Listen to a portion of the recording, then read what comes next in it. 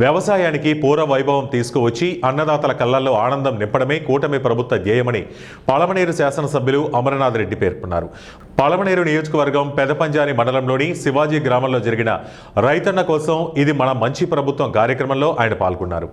ఈ సందర్భంగా గ్రామంలోని రైతన్నల ఇంటింటికి వెళ్లి అన్నదాత సుఖీభవ మరియు ప్రభుత్వం అందిస్తున్న సంక్షేమ కార్యక్రమాలపై కరపత్రాలు అందించడంతో పాటు రైతుల అభిప్రాయాలను ఆయన అడిగి తెలుసుకున్నారు. అనంతరం ఆయన రైతులను ఉద్దేశించి మాట్లాడుతూ అన్నదాతల కోసం చంద్రబాబు నాయుడు నేతృత్వంలోని కూటమి ప్రభుత్వం మరో వినూత్న కార్యక్రమం చేపట్టిందన్నారు.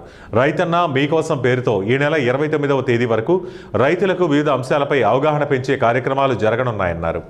గిట్టుబాటు ధరకు సంబంధించి మనకు మామిడి రైతులు ఈ సంవత్సరంలో పూర్తిగా నష్టపోయాం. గడచిన 14-19 మధ్యలో కూడా ఆ రోజు రేట్ లేకపోతే ఆ రోజు కూడా కేజీకి 2000 రూపాయలు, టన్నుకు 2000 రూపాయలు ఆ రోజు కూడా ప్రభుత్వం నుంచి అటు 2000 ప్రభుత్వం, 2000 వచ్చి ఆ గుజ్జు పరిశ్రమలు రెండూ కలిపి 4 రూపాయలు ఆ రోజు అందించడం జరిగింది ఒక కేజీకి. మొన్న కూడా అదే పరిస్థితి ఎదురైతే మరి ప్రభుత్వం నుంచి 4 రూపాయలు, మరి ఫ్యాక్టరీల నుంచి 4 రూపాయలు, అంటే 8 రూపాయలు మరి గిట్టుబాటు ధర కల్పించేటువంటి కార్యక్రమాన్ని కూడా మనం తీసుకోవడం కూడా జరిగిందని చెప్పి ఈ సందర్భంగా మీ దృష్టికి తెస్తా ఉన్నా.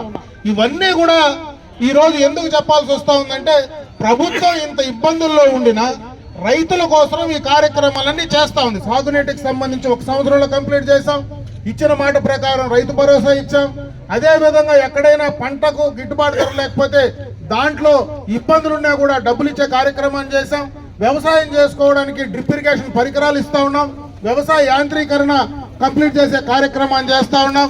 అన్ని రకాలుగా కూడా వ్యవసాయ యాంత్రీకరణకు సంబంధించినటువంటి సబ్సిడీ రూపంలో కూడా త్వరలోనే ఆ కార్యక్రమాన్ని చేస్తా ఉన్నాం. ఈరోజు ఎక్కడైనా మందులు కొట్టుకోవాలంటే ఒక గ్రూప్ కు దానికి సంబంధించినటువంటి డ్రోన్ కూడా మహిళా గ్రూపులకు ఇస్తా ఉన్నాం. ఒక గ్రూప్ కు దాదాపు 10 లక్షల రూపాయలు ఆ డ్రోన్ కాస్ట్ వస్తే 2 లక్షలు కడిస్తే 80% సబ్సిడీతో ఆ కార్యక్రమాన్ని కూడా అందించే కార్యక్రమాన్ని చేస్తా ఉన్నాం.